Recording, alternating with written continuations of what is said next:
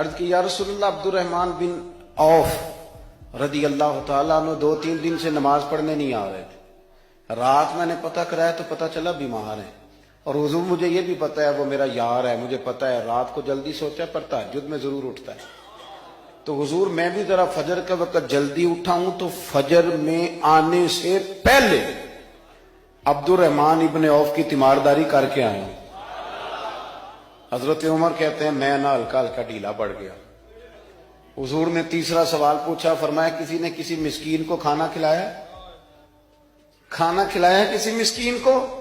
حضرت سیدنا عمر فاروق کہتے ہیں میں نے پھر عرض کی, میں نے کہا یا رسول اللہ ابھی تو فجر پڑی ہے, گھر جائیں گے کوئی چیز لیں گے تو کھانا کھلائیں گے. تو حضور پھر مسکرائے, فرمایا عمر تو ذرا ٹھہر نہیں جاتا, ذرا ٹھہرنا, ذرا نظارہ تو کرنا, گویا یہ شان صدیق اکبر کا جلسہ ہو رہا.